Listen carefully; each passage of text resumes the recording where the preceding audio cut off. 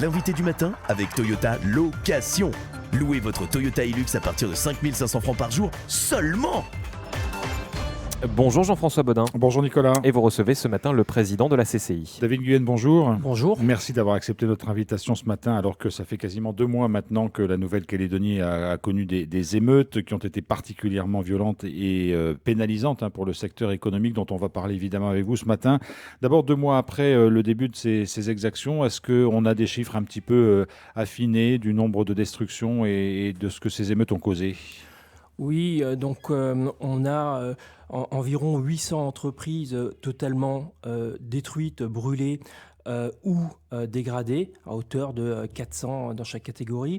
Donc ces entreprises représentaient 30% du capital productif de la Nouvelle-Calédonie et généraient environ 20% de toute la richesse créée en Nouvelle-Calédonie.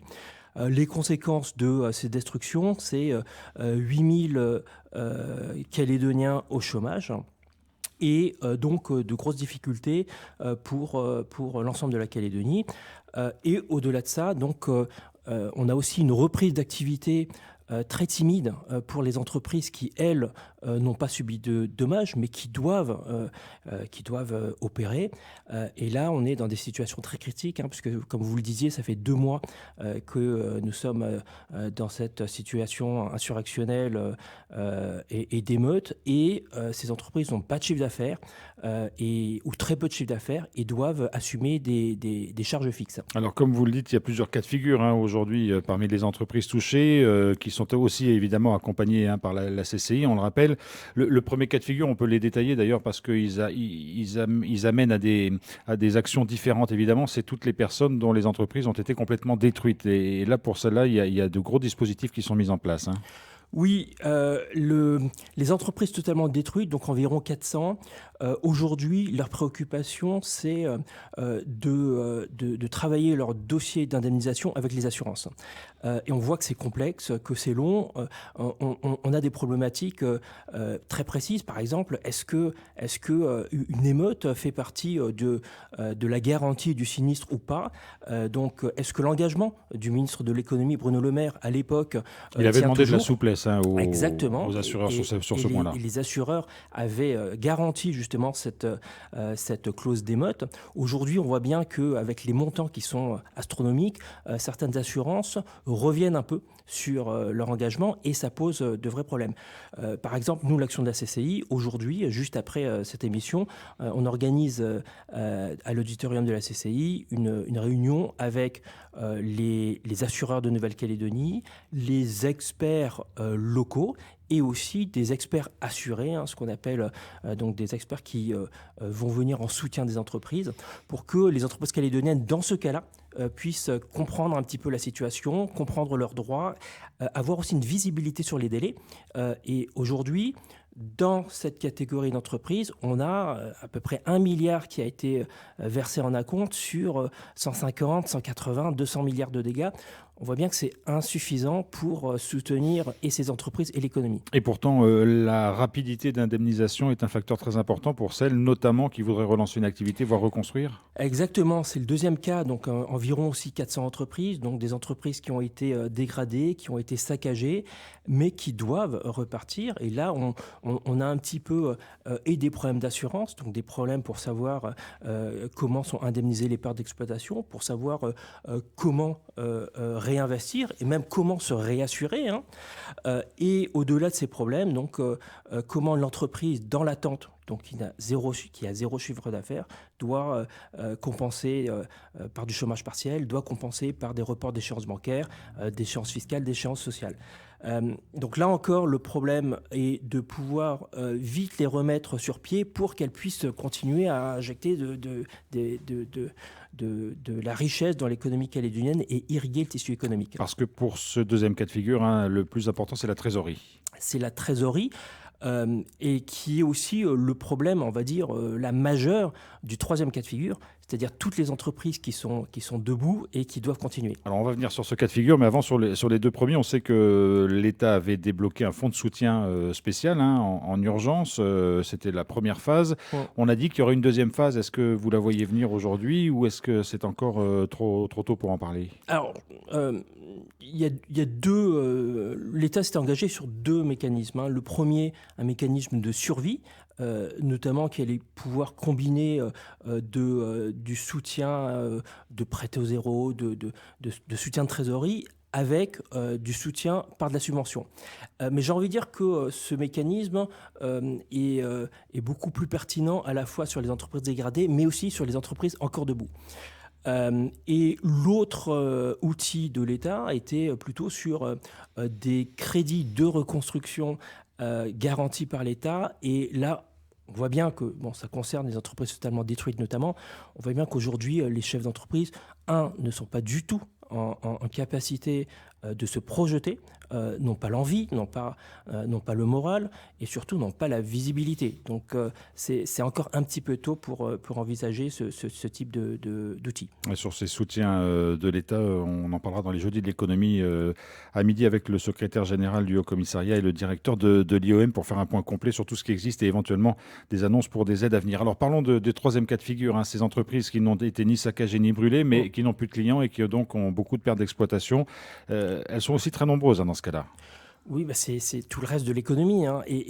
Et à l'inverse C'est tout ce qui fonctionne encore. Oui, et à l'inverse des deux premiers cas qui sont localisés dans le Nouméa, Grand Nouméa, les entreprises qui doivent fonctionner, c'est partout en Calédonie. Là, le souci majeur, c'est de la trésorerie. C'est comment tenir dans un tissu économique vraiment très dégradé. Encore une fois, la clé de la relance en Nouvelle-Calédonie va venir par les liquidités qui sont injectées dans le circuit économique. Les liquidités, pour imager, c'est un petit peu le sang qui circule dans le corps humain. Et les leviers de ces liquidités sont très affectés. Donc, parmi les leviers, évidemment, les consommateurs.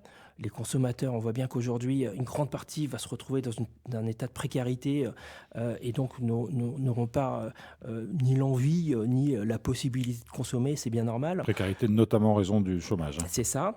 Un autre levier, c'est justement les fournisseurs, les clients de ces entreprises. Et là encore, entre les dégradations, les difficultés à chaque maillon de la chaîne économique et surtout, j'ai envie de dire, la situation de non-retour à l'ordre qui dure, qui perdure. Dans ces conditions, envisager une reprise économique, alors je dirais même pas normale, mais en tout cas une reprise économique est très compliquée. Et donc, c'est pour ça que dans ce cas précis, le monde économique et la CCI en particulier demandent à ce que l'État puisse compenser par des subventions pour justement aider à passer ce cap un petit peu de désordre, de difficultés un petit peu où tout le monde patine. Et sans ces subventions, ces entreprises ne pourront pas s'en sortir. Alors, est-ce que c'est des choses qui sont en discussion aujourd'hui? Est-ce que la cellule économique mise en place par Emmanuel Macron fonctionne? Et est-ce que c'est des thèmes dont vous parlez avec vos interlocuteurs? Oui, alors la CCI avait fait un recensement d'entreprises. D'ailleurs, c'est à travers ce recensement qu'on a pu identifier les 800 entreprises.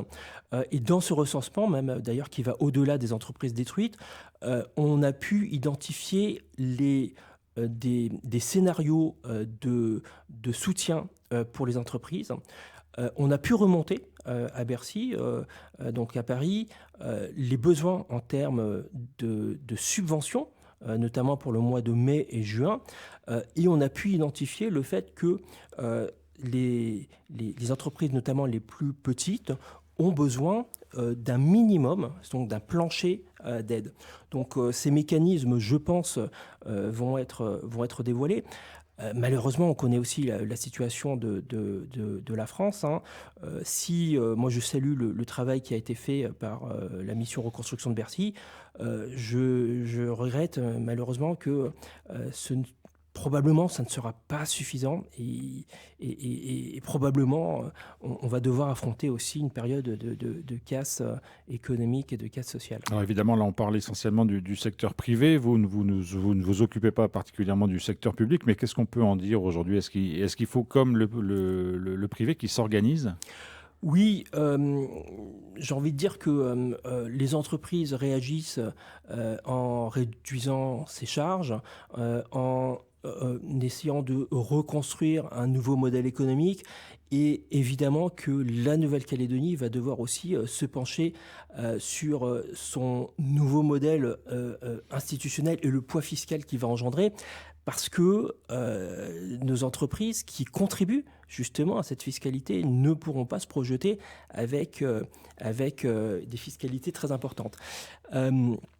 Donc, moi, je voulais aussi dire que la CCI a rencontré tous les secteurs d'activité, tous les syndicats professionnels, a essayé justement de mettre des conseillers dans chaque secteur, que ce soit l'industrie, que ce soit la tech, que ce soit le BTP, que ce soit la mine aussi. Et on voit bien que le souci principal aujourd'hui, c'est donc la survie avec la trésorerie et la sécurité. Et le deuxième, c'est la nécessité de se projeter sur une période longue, 30 ans, 35 ans, pour éventuellement envisager une reconstruction. Mais est-ce que les deux chantiers, c'est-à-dire l'urgence et le long terme, sont compatibles? Est-ce qu'il faut vraiment mener les deux de front aujourd'hui? Mais je ne vois pas comment on pourrait s'en sortir. Aujourd'hui, vous savez, si on ne mène pas ce travail prospectif qui peut, j'espère, qui peut aider les politiques à trouver un accord de stabilité, un accord de visibilité et de paix pour la Calédonie, qu'est-ce qu'on va voir? Et on commence déjà à le voir, c'est des personnes qui quittent la Calédonie, ce sont des chefs d'entreprise qui se disent, mais en fait, moi, dans 3 mois, je dois avoir une visibilité parce que je vais décider de réinvestir ou pas. Pour les entreprises détruites, je vais décider de prendre un chèque ou d'aller jusqu'au bout de la reconstruction. Et aujourd'hui, on ne peut pas ne pas entendre ces chefs d'entreprise, on ne peut pas ne pas avoir la responsabilité d'aller jusqu'au bout pour pouvoir justement les aider dans leur choix. Finalement, on en revient à ce qui s'est passé déjà avant le 13 mai, c'est-à-dire un besoin de visibilité sur le moyen et le long terme pour savoir comment l'économie peut s'orienter. Et malheureusement, c'est ce que porte le monde économique depuis 2 ans, 3 ans. J'ai envie de dire que on le paye au prix cher, vraiment au prix du sang, mais au prix de la douleur, au prix de faillite.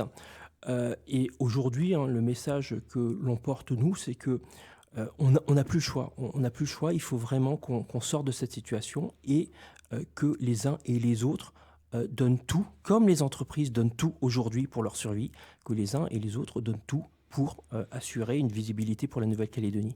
David Guyenne, président de la CCI, merci beaucoup d'avoir accepté notre invitation ce matin. Merci.